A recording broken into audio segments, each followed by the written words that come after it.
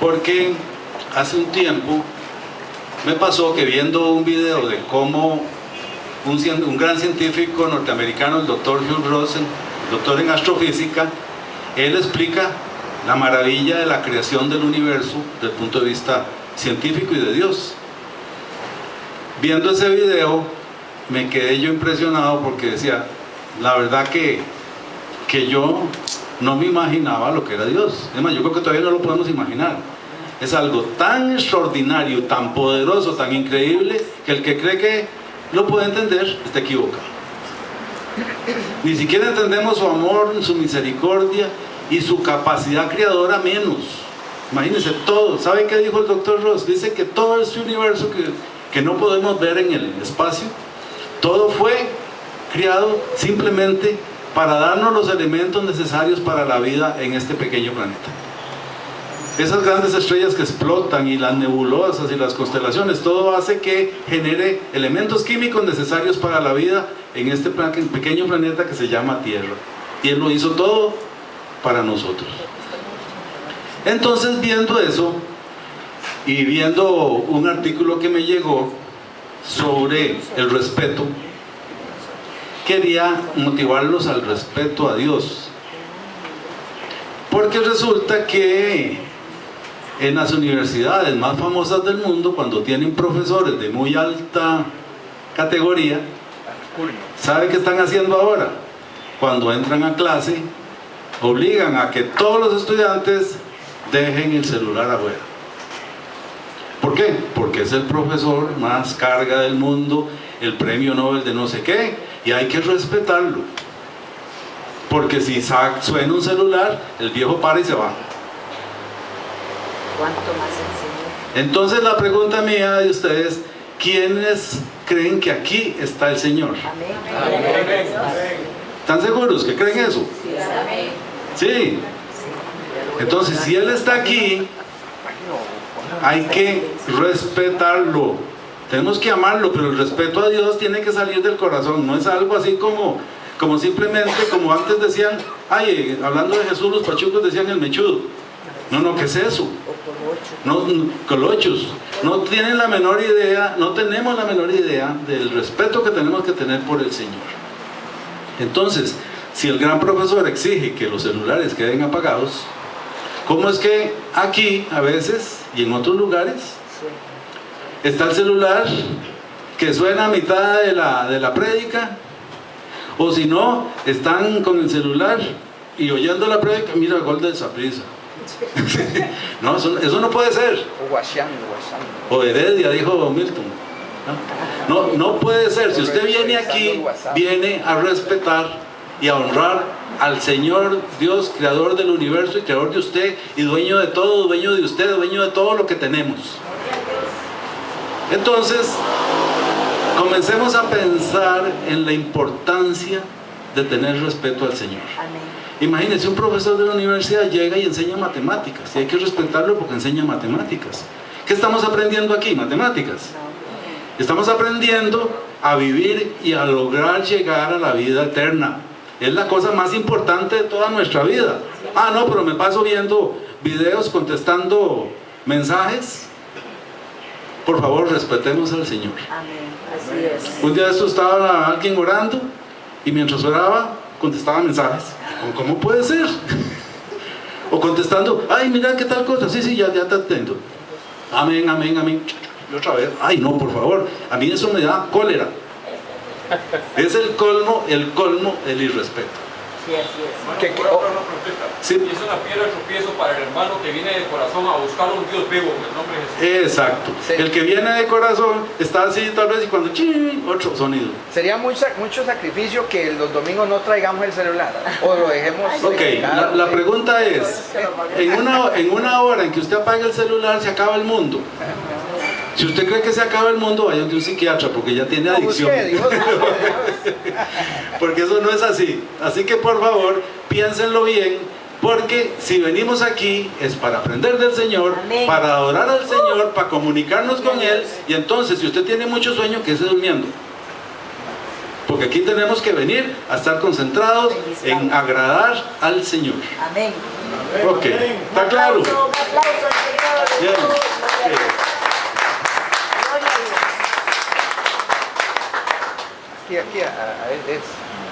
Hoy quería pasarles una experiencia que tuvimos muy bonita, porque recuerden que todo lo que uno hace para el Señor tiene que hacer para agradarlo.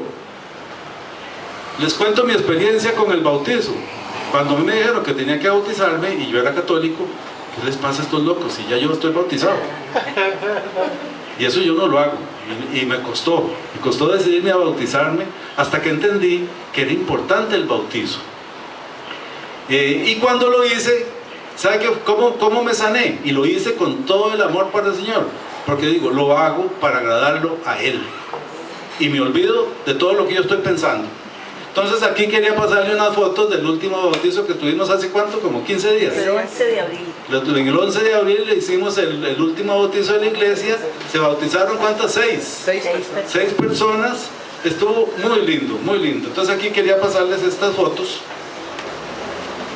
Ese que está ahí no se bautiza, ese soy yo, ¿no? Es que don Carlos me dice que le ayude a echarlos al agua.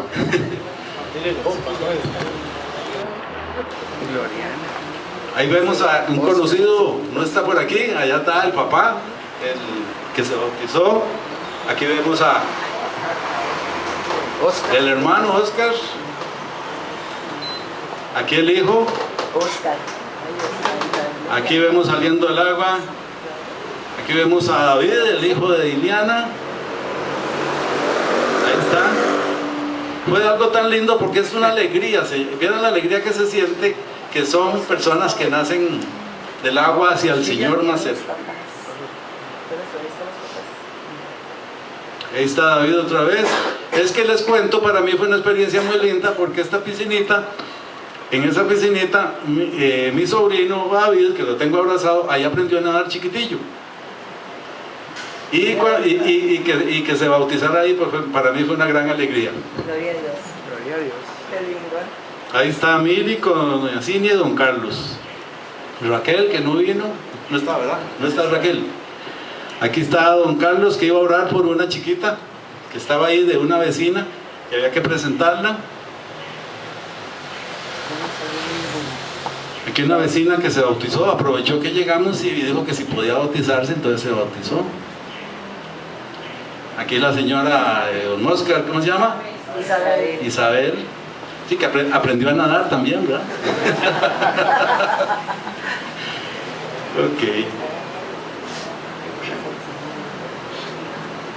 Ok, esas serían las fotos. Hacerle ahí. ¿Ah? Vamos a cerrarlo aquí. Sí, pues ya. Bueno, quitar la pantalla un momento.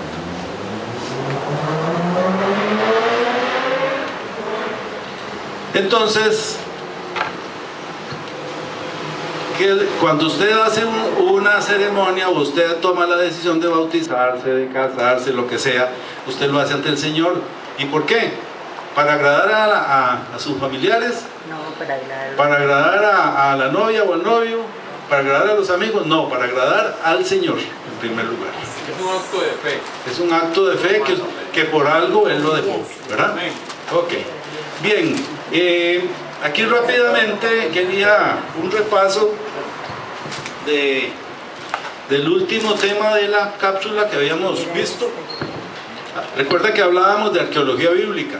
Entonces, ¿desde dónde a dónde estamos hablando cuando hacemos estudios sobre la arqueología bíblica? O sea, los descubrimientos que confirman la palabra de Dios. Eso fue. Para los que no me conocen, alguien no me conoce aquí. Sí, el Señor nos regaló un curso de arqueología bíblica en Israel y fue algo muy impresionante, muy lindo. Entonces yo siempre quería compartirlos con ustedes. Pero para hablar de arqueología bíblica hay que ubicarse en el tiempo. Entonces se habla desde el año 2000 antes de Cristo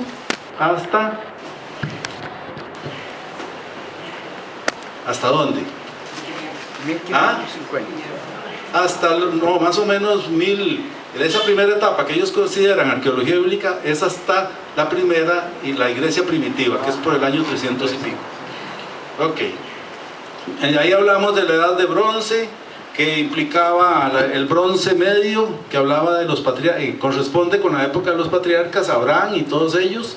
También del bronce tardío, que es la salida de Egipto. todo eso lo habíamos visto. La Edad del Hierro, que es la conquista de Israel bajo el liderazgo de Josué.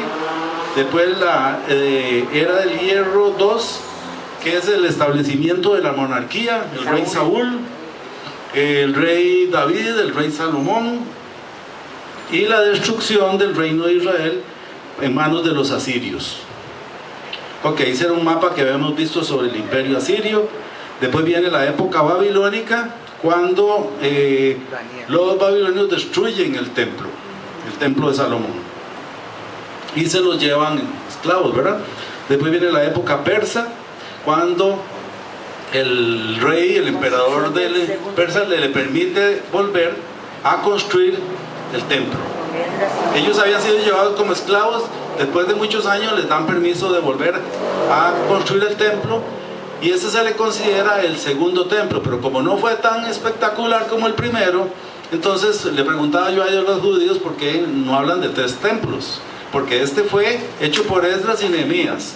Este no se considera el segundo templo. El segundo templo se considera el de Herodes, mucho después, que el de la época de Jesús, que era muy lindo, mucho más lindo, dicen que más lindo que el de Salomón. Ok, estos son mapas de los imperios. Después viene la caída del imperio persa. Un día se estaban dando una película de cómo los griegos se convierten en una gran potencia, ¿no la vieron? No. Los griegos logran vencer en una batalla a los persas, no los dejan pasar, pero no los logran vencer. De los 300. De los 300, vamos a los 300. Esos 300 motivaron a que se unieran todas las ciudades griegas para enfrentar al imperio persa. Y se enfrentan y sale el gran estratega militar, ¿cómo se llamaba? No, Alejandro Magno. Sale Alejandro Magno, y Alejandro Magno arrasa con los persas y con todo el mundo, porque se apoderan los griegos de toda esa zona. Y así nace la época helenística, que es toda la influencia griega en toda esa zona, que todavía tenemos mucho de la influencia griega, montones de cosas. Inclusive vean que el Nuevo Testamento fue escrito en griego, no fue en hebreo, ¿verdad? Después viene la época asmonea, que es cuando los judíos se rebelan contra los griegos y por un tiempo logran la independencia, y se forma lo que se llama la época asmonea, que inició con los macabeos. ¿Recuerdan los libros de macabeos de la Biblia católica? Esos libros no son inspirados, pero sí son históricos.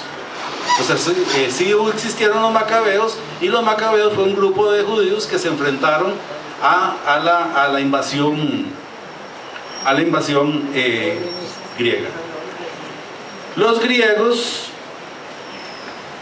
pierden su poder cuando entra uno de los imperios más increíbles, el imperio romano. Los romanos se apoderan de todo, y ya nosotros conocemos que en la época de Jesús, los que mandaban en los romanos, recuerdan Poncio Pilato y Herodes era amigo de los romanos, y toda esa historia. A Jesús le tocó vivir la época de uno de los imperios más impresionantes, que vamos a hablar un poquito más la próxima vez, de cómo el imperio romano significó uno de los imperios más increíbles que uno se puede imaginar. Imagínense que las carreteras que hicieron los romanos fueron superadas hasta el siglo XVIII. Los ingenieros del siglo XVIII apenas se compararon con los romanos en la calidad de carreteras que hicieron.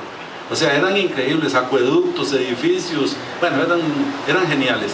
Lástima que no les costó llegar al Señor, ¿verdad?